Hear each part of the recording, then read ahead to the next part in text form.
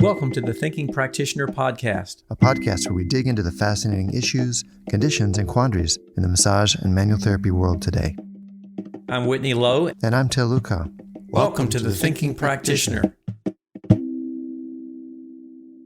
The Thinking Practitioner podcast is supported by ABMP, Associated Bodywork and Massage Professionals. ABMP membership gives professional practitioners like you a package including individual liability insurance, free continuing education, quick reference apps, online scheduling, and payments with Pocket Suite, and much more.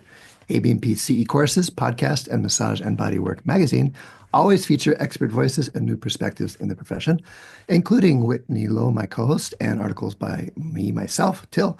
Thinking Practitioner listeners can save on joining ABMP at abmp.com/thinking and mention to them that you heard about them on our show. That always helps support the show as well. How are you doing, Whitney? I'm doing fine today. How are you doing, sir? Fine, thank you. All right. We have a wonderful guest joining us today on our discussion. We would like to welcome Mark Olson to the Thinking Practitioner. Mark holds a master's degree in education and a PhD in neuroscience from the University of Illinois, specializing in cognitive and behavioral neuropsychology and neuroanatomy. His research focused on memory, attention, and movements and aesthetic preferences. Dr. Olson is a published author with recent articles on chronic pain and trauma-informed care. I would also briefly mention that we did a whole episode on one of Mark's articles quite a while back, so we're looking to dive into some of that stuff again. So Mark, welcome to the Thinking Practitioner. Great to have you here. Yeah, great to be here. Thanks. Yeah. Anything you want to add in talking a little bit about your background in relation to neuroscience and massage before we jump into our discussions, things we didn't cover there? Well, you covered the critical details, basics. I guess I would say that for my PhD research, I studied memory of complex, ordinary scenes like we see every day, and I did it with implicit variables. So, as you know, instead of asking a person, "Have you seen this before?" That's an explicit variable. I used implicit, or you might say somatic variables. We looked at your eye movement patterns. So, looking at implicit variables to kind of see under the hood is one of the things that seems very relevant to massage therapy, because there's a lot of things going on that aren't in conscious awareness. So I think that's good to mention that implicit variables go back a while. Yeah, tell us a little bit about how you got involved in this field. I'm curious to hear that as well. In massage therapy, yeah. Well, I was not thinking about massage therapy at all when I was in studying neuroscience. I studied neuroscience because I just wanted to understand what makes us tick, understand behavior, thought, feelings. And I thought, well, massage would be kind of a fun thing to learn just for kicks and giggles. Mm-hmm. And little did I know that it was much more than fun kicks and giggles. So, I took the class in it after I got my PhD, and I realized, I really like this. And there's lots of really interesting things going on here that are a lot more interesting than I would have expected. Mm-hmm. Great. Well, you've certainly contributed some wonderful things to us. And we want to dive in today to some of the discussions about the relationship between neuroscience and massage. And I was wondering maybe if we could just kind of start with giving us just kind of an overall review concept of the basic outline of nerve processing, such as the input and output pathways and motor versus sensory activity. And we'll kind of take that as a starting point for some of our other discussions there. Yeah, great. I think that would be really good to kind of establish a baseline of terms here, because there's so many terms. Yeah. The input, the output, the sensory, the motor, the afferent, the efferent, the top down, the bottom up, and just to get them all to make sense is a task in and of itself. I think we're used to thinking in terms of like a stimulus and a response and an input and an output. And I think most of us have learned this idea that we have sensation from our eyes or from our skin, and then there's a signal that goes up to the brain, and then we see things or then we feel things. But that is a far oversimplified version of how things actually work. And with all the sensory systems, including pain, including normal touch, that there's a lot of what we call top-down influence. So you have the signal going up like you would imagine, but there's also signals going down. So, probably all of us in massage schools learned that you have afferent signals, which are sensory signals going up, and we have efferent or motor signals going down, but we could also say we have efferent, but we usually use the word descending signals going down that influence the whole process of the sensation or the perception. And what I mean by that is I don't mean that we get the incoming signal and then we think about it or compare it to a memory and then we act after that. That's a different thing. That would be a stimulus response model. What I mean is that the sending signals are influencing the ascending signals so that our experience, the actual experience of what we taste or what we see or what we feel is influenced by what we already know ahead of time. So we have all this prior knowledge from decades of living that shape our perceptions and shape the incoming, the raw data coming up. So we call those top-down influences as opposed to the bottom-up raw data influences. Mhm. So the descending modulation that I've written about, that's an example of a top-down influence on sensory processing. And this, of course, is, from what I understand, influenced by all kinds of things of previous experiences, illnesses, neural problems, and things like that can make that descending activity either increased or decreased. Is that correct? Absolutely. Yeah. Sure. I mean, if you've had terrible experiences with doctors or great experiences with doctors or massage therapists or whoever, there's conditioning responses there that are going to influence you. Whether, I mean, I say conditioning, meaning that you may not even be aware of your preferences or opinions about those individuals and those kinds of treatments. And also, you could have a conscious expectation. So those would be two different kinds of influences, positive or negative, that could Hmm. come to play. Yeah. Other influences, top down, besides expectations? Yeah, absolutely. So the expectations would be if somebody said, "Hey, I heard that Till is a great body worker, so this is gonna be great." That's my expectation, right? But I could have these conditioned responses to, the people with beards, or the colors of the wall, or probably not colors of the wall, but other uh, you know, uh, aspects of the environment that could be influencing. There's also with that particular person or with the setting in general. So any number of things are influencing all the time that we couldn't possibly know about or control. It's fascinating to me that those conditioned responses, especially, are below the level of our cognition or thinking. It's not even I'm thinking, oh, somebody's a great practitioner. It's deeper than that, or it's thought to Mhm. be just the way that we're responding to things that's we've been Yeah. conditioned into our nervous system. Yeah. I mean, so much of life is that way. I mean, we think that we have these conscious thoughts and we make these conscious choices, but neuroscience keeps on showing us that's just not the case, that the show is really being run by a lot of subconscious influences that we don't really know. I mean, it's kind of Freudian, but it's also like the neuroscience is backing up those ideas.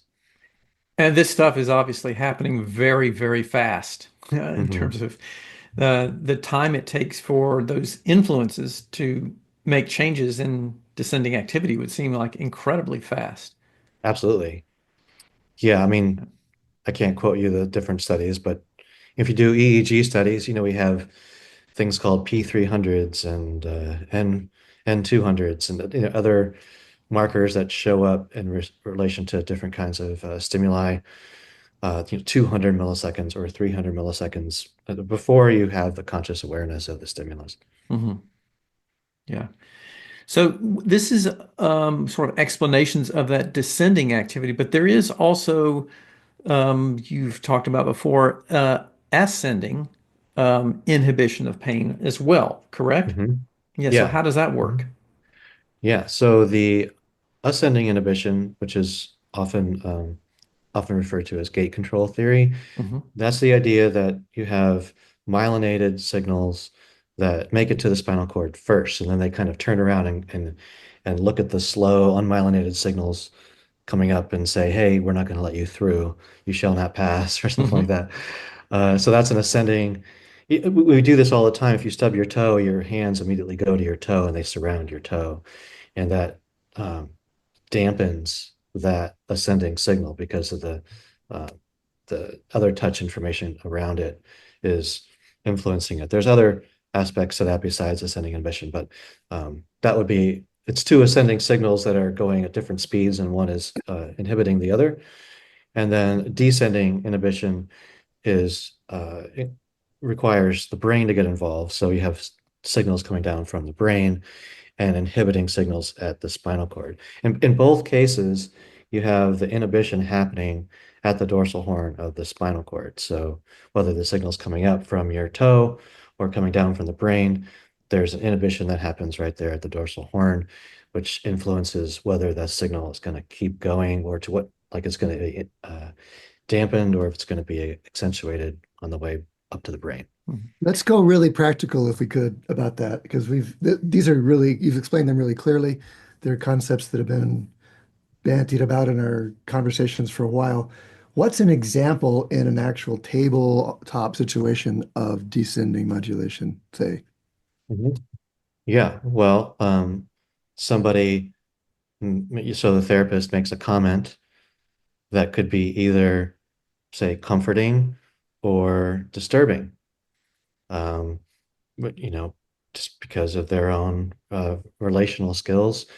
And obviously, if it's comforting, they say something that feels like, oh, this person cares, they're with me right here.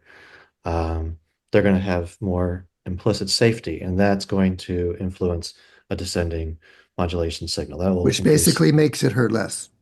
hurt less, right? Great. Somebody holds your hand when you're sick, that feels better. Uh, but somebody says something that says, Asks "Gosh, you're you ask you about politics. yeah," ask you about Right. politics, or Yeah. or "Gosh, your shoulders, seems like it's really messed up here." Yeah. It changes your idea about yourself, and or says something that doesn't make you feel safe with that person. That changes the implicit safety levels, which is going to change the descending modulation. Changes the descending modulation. In other words, it hurts more, perhaps, or there's It, more protective responses in general. certainly more protective responses because it's the spinal cord which is going to be influencing those muscular outputs. So you could tense up, from that as opposed to allow more relaxation. But yeah, you could have more pain, at least in theory. Hmm. Okay, I'm trying to go really practical, but I can't help this little divergence. Is there such a thing as descending facilitation, or is it all Yes, inhibition? Okay, so it there's can this in. amplify or it can dampen. Yeah. Yeah. Okay, so now a really practical example of the bottom up, the gate control, say. How does that show up on our table? Well, I think that's probably just happening all the time. If whatever, so we have low levels of nociception happening all over the place, and um, some of it we're aware of, we become aware of as pain, and some of it we don't. So as we're being touched, that's providing tactile input, which is going to be potentially uh, kicking in the ascending inhibition. So during a session, you have ascending inhibition potentially happening all the time, all over the place. Let me see if I can say that in ordinary English. So when we're touching, you said there's tactile stimulation. There's a touch sensation. The Yeah, sensation of the touch itself might uh, modulate or turn down the pain sensation, yeah, pain signal, mhm, say. yeah, mhm, Okay. And since my understanding too that a lot of the benefits of the ascending modulation have to do with proprioceptive sensations that are traveling faster than the nociceptive sensations. Is that correct? Proprioceptive is fast, yes. Yeah. So would you then say also that, for example, movement incorporated with massage might even provide more potential ascending inhibition than just massage alone because there's increased proprioception from the movement activities? Um, it Might. However, I can't speak to that like with absolute certainty Yeah. if that's been determined or not. Hmm. You're thinking, Whitney, you're thinking just more signal has more effect, or other means of generating that proprioceptive Yeah, signal. just curious, like if more of that signal might overwhelm more of the nociceptive signals, based on sort of the gate concepts during the ascending activities there. Yeah. I mean, just in general, just the way the nervous system tends to work, I would expect something like that to be the case. Yeah, But I don't have like a paper or a study in mind that, or anything that tells me that that is the case. Well, I sure. don't I don't have a study or paper in mind either, but I'm thinking about the well-known phenomenon of night pain when there's not movement, that people's, especially neuropathic pain, will get more acute, get more intense without the movement that happens during the day, and they start moving again, and just perhaps the nervous system activity proportionally dampens down the experience of that Yeah, neuropathic yeah, pain. absolutely, absolutely. I think that makes a lot of sense. But then there's also the fact that you have more inflammation at night too, so that's Uh-huh. confounding there. But Right. yeah, Yeah, there you go. Yep. but I think both are probably happening. Yeah, that brings up another interesting thing I was thinking about because I know a lot of the studies about motor learning that I've looked into have advocated and said that basically thinking about a particular movement can be very substantial in training that movement, Hmm. in addition to doing the actual physical movement. And I wonder, like, maybe you know something about this in terms of our dreams. When we are active in our dreams and doing something, might that play a role in night pain because we're activating those motor pathways that are associated with pain in the waking hours? Hmm. Yeah. Okay. Well, I mean, the practice of a motor skill in your mind is activating those same pathways as would be if you're actually doing it. The only thing that's different is you don't have that last efferent signal out to the muscles. Um, but that's all happening in the brain. So if there is an inhibitory effect there on pain, it's not going to be at the spinal cord level because it's not happening at the spinal cord Yeah. in the but dreams are actually practicing things that we've learned. We've seen that in rat studies quite a bit. Yeah. Interesting. We've seen rats practicing things they've learned. If you give them a task and you look at like which neurons are activated during that task, you can see that while they're sleeping, that the same neurons are activated. It's as if they're because there's an Doing it. integration that goes on during sleep and dreams. Um, and if you disrupt that process, then they don't learn it as well. They won't for the next day. Cool. Yeah, fascinating. I know there's been a lot of discussion of pain being more about perceived danger than sometimes tissue injury in a lot of instances. And how can massage and manual therapists integrate that concept into their practice more effectively? Yeah, well, I think it's very natural to think about pain in terms of injury because that's how we grew up. Learning about pain is by injuring ourselves, but then we ended up with adults, as adults with a chronic pain, and kind of transferred that idea over. Hmm. When actually the chronic pain doesn't, work in that same way. It doesn't have to require nociceptive input, at the skin or at the tissue level. Um, so it's important to let go of that idea that we have that, oh, that means that there's something out here in the tissues. Um, you can actually ask me that question again because I'm forgetting what you just asked Yeah, me. just curious, like this whole idea of pain, pain perception or pain being not about or being about perceived danger in relation to tissue injury, and like how can we use that clinically, or use that information like, and this sort of like leads into, let me sort of ask another question on top of that because I'm curious to hear your take on this. I know with sort of the popularity in the recent decade or so of the pain science movement, a lot of emphasis on learning more about pain. There's been a greater effort for us to encourage teaching our clients or patients about what's the nature of that pain problem. But I think that's also opened up another group of problems of recognizing that it's really difficult to do that for Mhm. people who have no background in this, for them to understand the complexities of neuroscience in just a few, short sentences or short conversation. Does that Hmm. whole thing about, this whole idea like, well, your tissues aren't really injured. This is just a perception problem of your brain. Does that create more problems sometimes than it solves? Yeah, well, it definitely creates new challenges, right? Because people have the ideas that they have, and they're very ingrained, and it does take quite a bit to re-educate fully. I mean, I teach classes on this, and we take many hours to do that.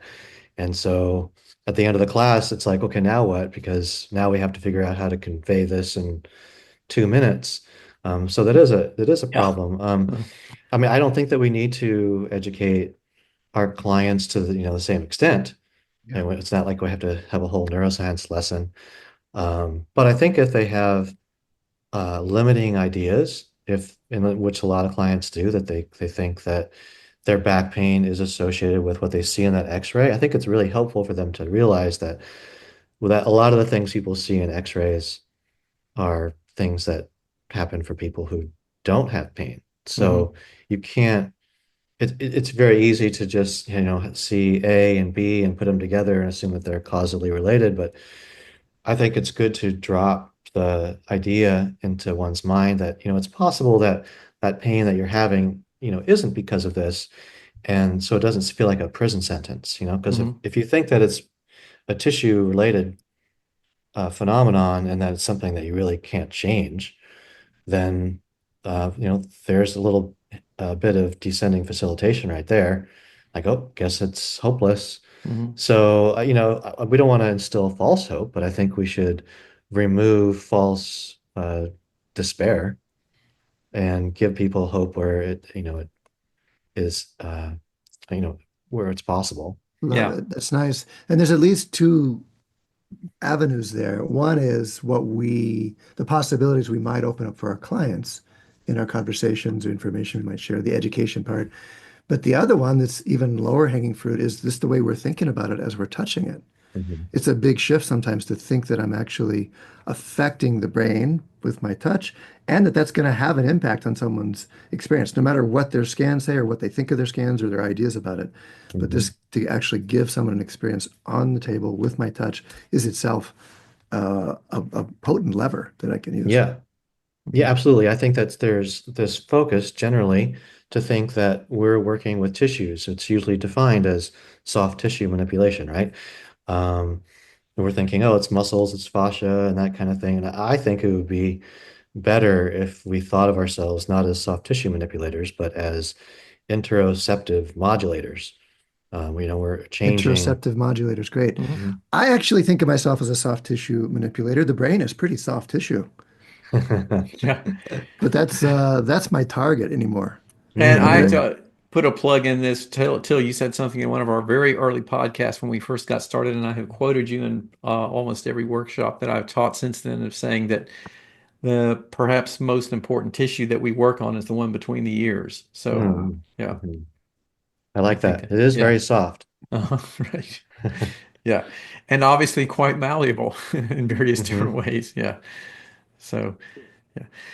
So, Mark, taking this a step farther, talk a little bit about environmental and social cues that play a role in pain perception and how some, maybe therapists can optimize these things. I know we've talked a little bit about this, but you know, people often ask, like, well, what are really some of the other benefits of things that we can do? And I like to encourage people to recognize that there's some real value in the things like the soft lighting, the quiet music, the smells, all the things that come along with what you do with your hands as Hmm. part of the total package. Is that something that's sort of grounded in neuroscience as well? Yeah, absolutely. And I think a lot of times people want to make this distinction between spa work and quote therapeutic work. Hmm. And because the spa work would probably be more about the soft lighting and et cetera, that kind of thing. Yeah. But I think if you want to work with pain, you need to dial that in really Hmm. well so that you create an environment that the senses are naturally going to generate more implicit safety around. Yeah. So, and that's especially true for individuals with trauma or shock trauma. Anything you can do to bring the system into a more regulated state is going to make your work easier. You're gonna get to the places you want to go to quicker Hmm. if by Or using those other modalities or grief, my or favorite topic grief. lately. Hmm. I mean, I had an amazing session with a practitioner who orchestrated this whole sensory experience with the uh, essential oils she was bringing in, the music, the lighting, and her touch was fantastic too. But that whole sensory package, I could just feel it changing in my state and providing me a place to let go into that no amount of skilled touch by itself would have done without those other factors there. Yeah, absolutely. Yeah, and with the social cues, I mean that's we're social creatures, so we respond to social cues so strongly. And I mean I think it's fair to assume that everybody who goes into bodywork is a caring, loving person who wants to Somewhere in there. somewhere in Yeah, there. right. But we don't all do it to the same level of skill.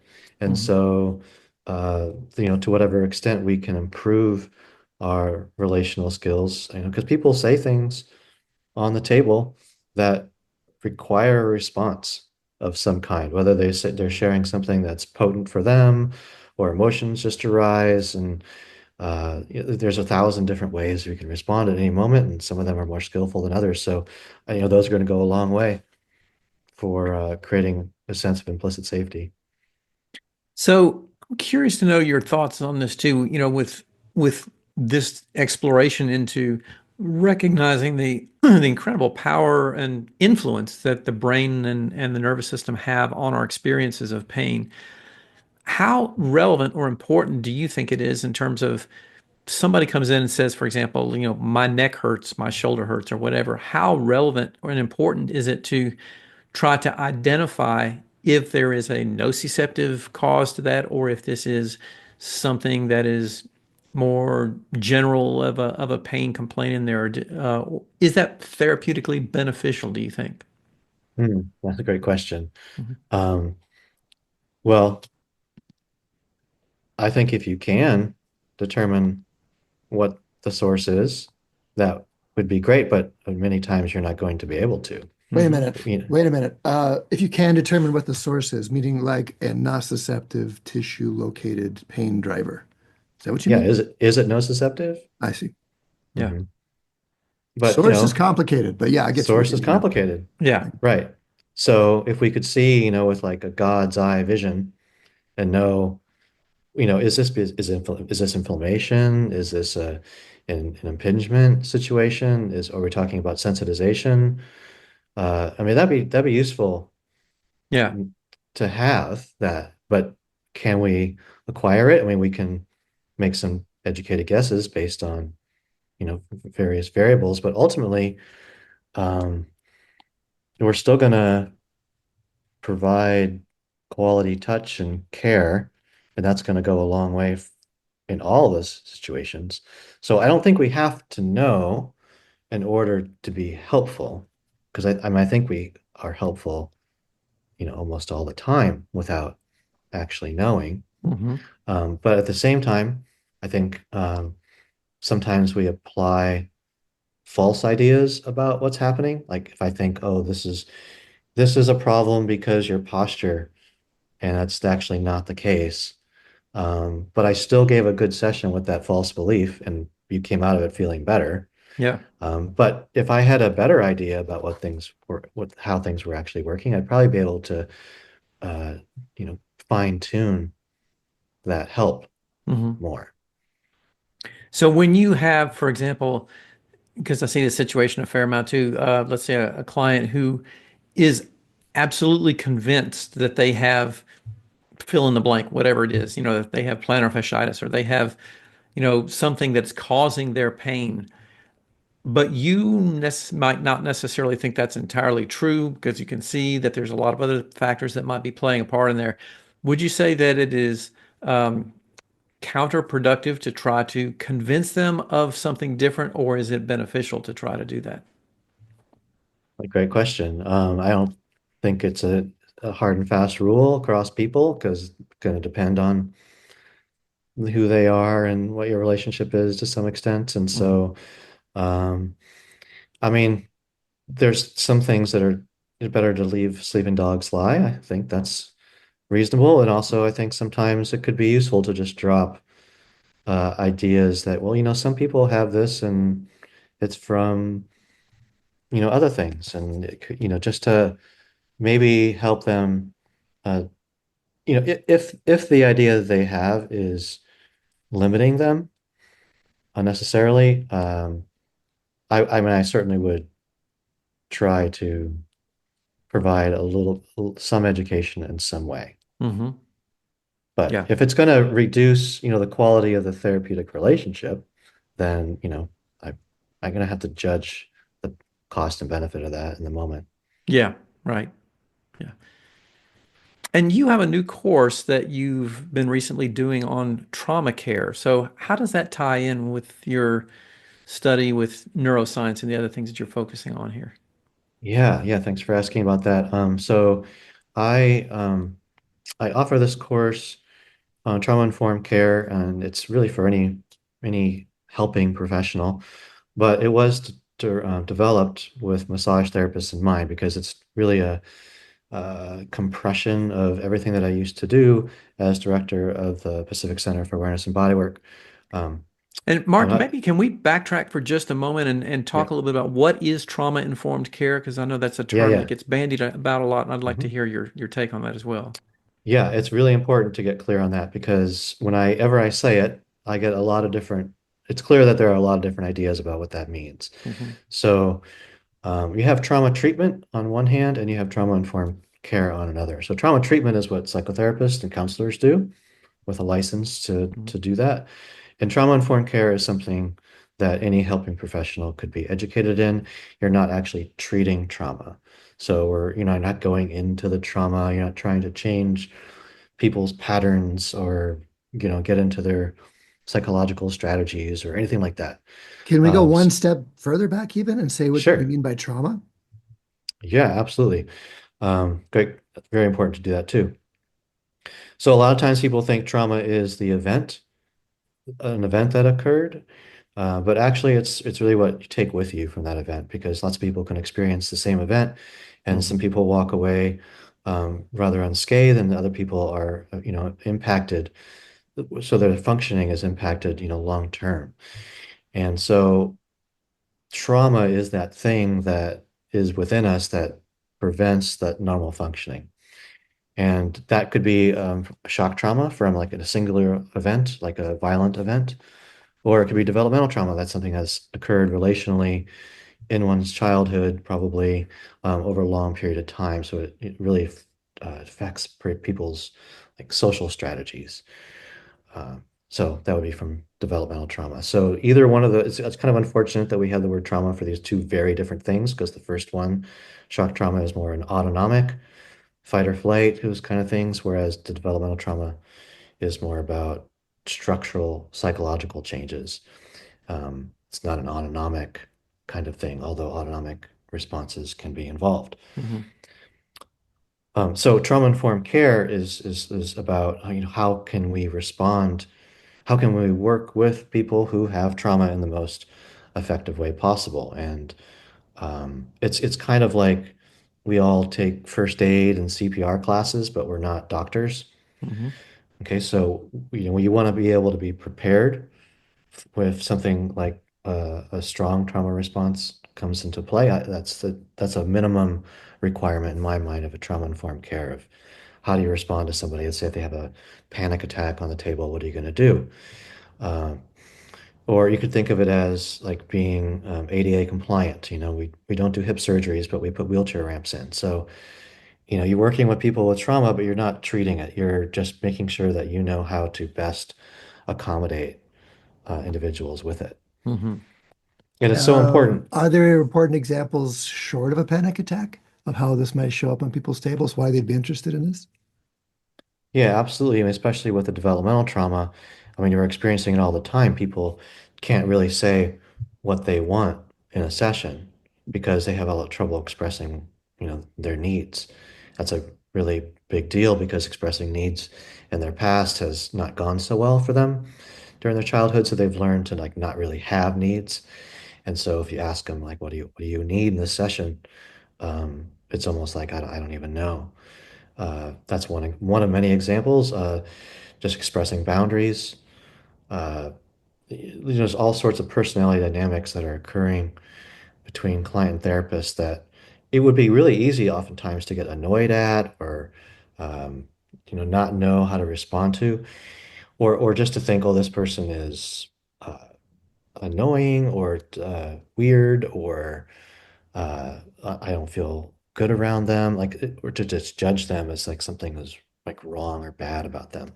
So a Mhm. trauma-informed approach is a non-pathologizing approach. It realizes that anything that people are doing that you might put under that like pathological or annoying quality, there's a reason for it. There's a function there, and so once one recognizes that, it becomes a lot easier to work with people and to actually provide better quality care for them.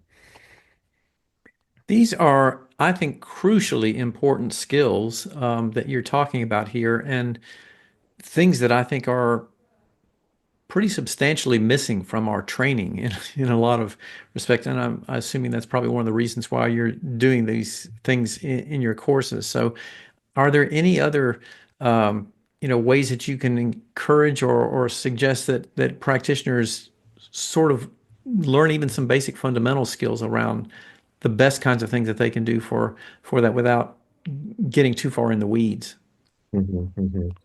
Yeah, there's definitely levels that one could get into. And Mhm. um, I, maybe before I answer that, I should just mention that I think for massage therapists, it's really much more important than it is for um, other professions. I mean, other professions, as long as there's people around, there's trauma. Mhm. As long as you're taking care of people or you're like in a room, like just alone with people, there could be, trauma. But we have touch added to the picture, and there's just so much to that. Um, and we think maybe touch is like the obvious thing is, oh, what if they've had, sexual traumas before? So touch, that's the easiest one to think about, but Mhm. there's so many more things that are relevant and counterintuitive, like even feeling good can be a issue for people. So, people come in, they get a massage, they feel great. You think, what could be wrong with feeling good? But, you look at the ACEs study for trauma where people were on this diet and all of a sudden they quit. And then they quit right before they succeeded in their diet. And it had a lot to do with not feeling worthy to actually complete and to, be successful. So there's a lot of things where you think, well, of course I want to feel good, but actually feeling good is a challenge if for individuals who have issues of self-worth. So you have to know that as a massage therapist, and as a massage director of a school too, that people are coming in, they're feeling good, and that actually is going to create some interesting psychological issues of where they could push back against you in various ways. And you got to be prepared for that because otherwise people are going to think, and it could actually show up as pain the next Mhm. day. And we think, oh, they have pain the next day. Was it my elbow I put too much pressure on? But actually, it could be this, psychologically driven trauma response. So, and now I'm forgetting what your original question was. I'm sorry. Well, no, that's all right. We were kind of getting into the the kinds of skills or basic things that people could be aware of that would help them, just act a little bit more aware or prepared for some of these types of things that might encounter them. The reason I ask that is that spent a lot of years teaching entry level education and had a lot of therapists talk about the first time something happened in the treatment room where they were unprepared for the emotional response that came from the client of something that happened. And they just felt like they didn't really get prepared for what to do in those situations. Yeah, yeah. Well, I mean, there's so much to this. I could talk all day. So, well, one aspect, is we know what do you do when emotions arise, and that's um, there's many answers to that. I've heard of people who've gone to massage schools where they said, well, we were taught if someone starts crying, you should just leave the room and come back in 2 minutes. So that would be an example of what I wouldn't promote. Yeah. I think Uh-huh. we can do a lot better than that. Mhm. Um, but on one level, there's this idea of acceptance. And so let's say somebody is crying because of grief. I think, yeah, we should be like certainly just be there in acceptance Mhm. to whatever extent one can be there. But on the other hand, if you have other responses that are not, I would call grief a primary emotion, and I would call other things you don't actually want to, like if you're having a panic attack, you don't want to take an acceptance uh, pr principle there. You actually Mhm. want to change that. Yeah. So learning when do I want to just sit and be with and allow and facilitate, and when do I want to help shift it? That's a skill Mhm. to develop with trauma. And I think one of the major ways we probably make mistakes as helpers is we have agendas a lot of times. We think, oh, this is what's going to help you, so I'm going to do this to you. And it's, as opposed to just listening with the body and really feeling what's the next right thing. So, I think many people have stumbled upon this idea that without being trauma informed, just like if we just learn to listen, we can do the next right thing. Um, as opposed to just coming in there with an idea of like, this is what you need. And that can be problematic for people who have been, haven't really had a voice or a say. You're saying that listening can be the problem for people who had a say, or not listening? Oh no, if we're not really listening to If we're them. not listening, okay. Mhm. Well, you're implying in some of your answers too that there's a step possible beyond listening. Listening is pretty inarguably great, and the Mhm. better we can be as listeners, the better we're going to work with. But you're talking about some discrimination too about how do I interact at that point? How do I let people know I'm listening, and what are the possibilities that opens up in that Mhm. moment? Yeah, yeah. Different discussion, but that's great. That Different. sounds like you're working into that in your course, perhaps. Yeah, there's in my course we work with skills about how to respond to individuals in those moments, and then we also do some learning that's like self experiential learning. So we're not just doing the concepts on the chalkboard, we're actually experiencing them.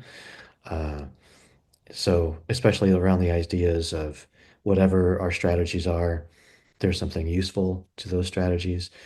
And that relates to ideas around posture too, to the idea of like not thinking of posture as this bad thing, like whatever somebody is coming in as, that's actually a great adaptation.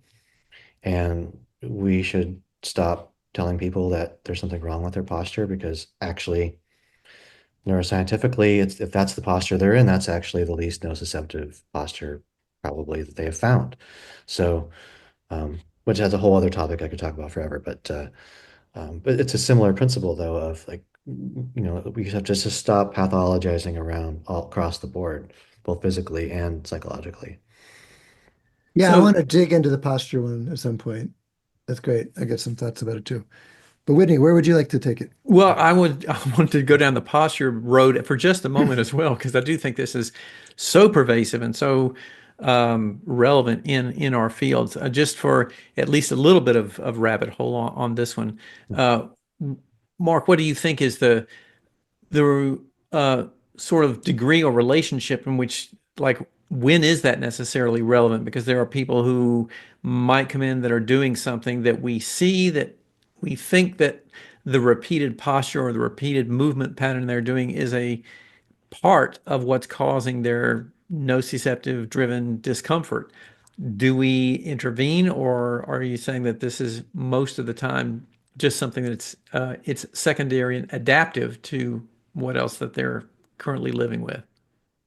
Yeah, well, clearly, if they have a job, like they're painting ceilings all day, I mean, I don't really consider that really part of the posture discussion. That's more of a task-based Hmm. kind of thing. That person wouldn't choose to be in that position all day. Yeah.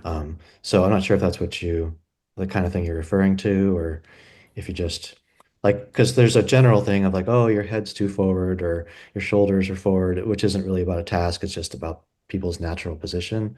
Yeah. That's more where what I would refer to as the posture discussion. Yeah.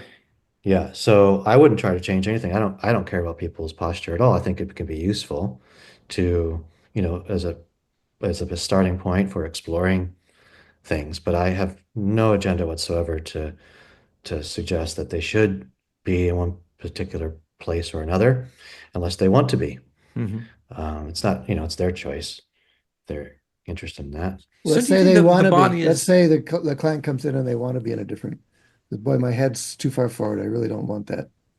Yeah. Well, I mean, I can't change that. I can't change their tissues. So Mhm. they're going to have to, figure out a way to change uh, their habits. But, people, when they try to change those habits, they often find that they get more pain because that they were already in the least nociceptive position. We do that in our sleep. We find our least nociceptive position. We do it all day long, subconsciously. So it's reasonable to assume that whatever position we're in is the least nociceptive. So if we try to find another one, it's probably a reason why we're not there. But there's so much more to it than the nociception. There's also these a whole bunch of psychological pieces too that if we really wanted to dive in, we could dive into as well. But some people have postures that are more psychologically based than other people, and if they wanted to change it, I'm not going to, first of all, I'm not going to change it, but even if I could, I'd be fighting a nervous system that's saying, hey, I'm doing this position because this is the position that made me feel safe as a child. So, I like and yeah. agree with a lot of the way you're describing it. Posture that I'm in is the least nociceptive arrangement. There's something very Taoist about that, going with what is manifesting as the best possible outcome from all the different forces at work. Mhm. And uh, the part of me that is oriented toward possibility Mhm. says, is there a role I can have in opening up options for people? Yeah. Not to place them in the correct posture with the belief that that's going to make them pain free. Mhm. We're not, most, I think most of us are in agreement that's not a fruitful path. Mhm. But is there a way that resting position, habitual posture, is a an avenue toward more well-being or toward less pain? Yeah, I think that's definitely worth exploring and looking into possibility for sure. Yeah. and how Yeah. do you sort of recommend, I'm thinking of in terms of what the client themselves might express or what certain practitioners might express, how do you unwrap or unravel the perception of these two things being causal and not just correlated when somebody comes in and says like, oh, my neck hurts, and that person has forward head posture and slumped shoulders or whatever it is, the immediate jump to, well, that's why your neck hurts. What are the kind of strategies or other ways that people could look at that? Yeah. Well, I mean, the immediate um, putting things together like that, I just think we should not do that because We it's shouldn't assume that things hurt because the head's forward, you're saying. Mm. yeah, yeah. We shouldn't try to think that we can know these things in the And first place. for fairness, I should bookmark there are entire disciplines and schools of thought that basically that's still the central paradigm. Absolutely. Yeah. Yeah. Right. Right. So I'm not sure about your audience here in terms of where they're at with that, but I encounter it all the time. So Mhm. um, it seems very important I mean, on Facebook groups all the time, people are saying things like that. So um, I think it's a very important thing to get away from. But if we're going to if we're going to move the discussion forward with individuals who are kind of already on that, who get that that's not the case, how do you explore, other possibilities is to explore with them, uh, different positionings and movements and let them introspect on how that feels and what that's like for them, which is interoceptive, but is also psychological. A person could say, what's it like if when I bring your shoulder into this position? They say, well, I guess it feels okay, but I also feel nervous for some reason. Like, well, that would be, um, I mean, why is that, right? That's a whole thing to explore. And so, one of the, I just have to mention this that like if one of the we're all familiar with the fact that we get into certain postures to express certain feelings, but I think one of the things that we don't really realize is that certain postures that we get into actually block certain feelings, and try to stand at attention and also feel grief at the same time. You can't do it, Mhm. and there's a whole bunch of postures like that that you can't feel certain I emotions. could do it. I can do Yeah. it. Sorry. Okay. It's harder. Extenuating circumstances. But yeah, your point's Mm. taken. It's Yeah. tough to feel different everything in every position. Yeah. So someone comes in, and they're in this upright uh, position. Maybe it's, so they don't feel, never mind pain. How about emotional pain? So there's this whole other realm there that I think is much more nuanced and sophisticated realm that than just thinking about blocks being stacked on top of each other. Yeah. I mean, a little personal anecdote there. I'm really enjoying some Pilates instruction I'm getting. It is very much form based. It's very much about alignment as an externally applied template, which is not my therapeutic model at all. And I've Uh-huh. spent a lot of time railing against that. Hmm. And yet, to have someone skillfully inviting me to move into places I didn't know I wasn't moving into Hmm. is opening up lots of possibility for me. Yeah. And there's like, oh wow, I didn't realize that I wasn't even doing that. And what Uh-huh. if I do that? And this is Mhm. pretty cool. And there Yeah, may be something absolutely. to just novel movements Mhm. associated with that too, that give positive sensory experience from those novel movements. Yeah. So Hmm. many of the things we do, work because we're just riding on the coattails of all this, interoceptive goodness, Hmm. right? Whether we have good ideas about how they work or not, it's still good. And Yeah. options are helpful. And like I don't even realize what options I'm not exercising sometimes. Right. Hmm. Yeah. So, Totally. Mark, I know we've talked about some of these things, especially here recently. Any other uh, big myths or misconceptions you see out there about pain associated with the work that we do as manual therapists, massage therapists that you might want to help us dispel? Yeah, well, I imagine that you've probably dispelled, before the same ones I would mention, Mhm. these posture ones and, a lot of the structural ideas, which again is, it's a nuanced conversation. Of course, there are structural and tissue-based phenomena. Um, it's just we need to get away from this idea that everything is that way. And it makes sense that we think that way because we grew up working with objects and manipulating objects and understanding how objects work. So it's an easy thing to it's a metaphor that we first go to, but a lot simpler than understanding, neural networks. And the big paradigm shift that happened around somatic arts emerging was that there's a physical aspect to a lot of these things we hadn't thought of as physical. Mhm. Right. And so the pendulum Hmm. swings to like, okay, so everything's physical, and maybe we can affect everything through the physical means. Plus, I can feel a dent, a harder place in your body, and when I get it to soften up, you feel better. So Hmm. that's evidence then that we just need to make you soft, and you'll be great. Yeah, Yeah. Hmm. I got lost in that rabbit hole a little bit. Mhm. Yeah. I mean, it's complicated. I think, it's just a big dose of humility is really important for all of us to recognize that it's really hard to figure out what's actually going on. Yeah. Yeah. And that there's a place beyond being agnostic about everything, Sure. Mhm. or just it depends as the answer to everything, or even nihilistic saying it doesn't really matter what we do or how we stand or how we are, for example.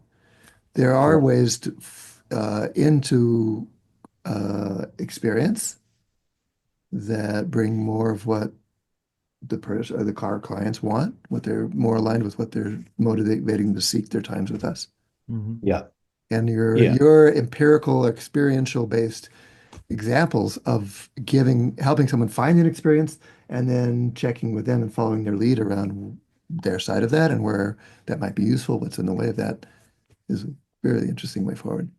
We can do good work if we think we're changing tissues, even though we're not changing tissues, just because touch goes a long way and being a caring person goes a long way with the descending modulation and all that. But Um, if we know that we're not changing tissues, then maybe we don't have to work with that mindset and we can think interoceptively, like how can I change interoception without working so hard?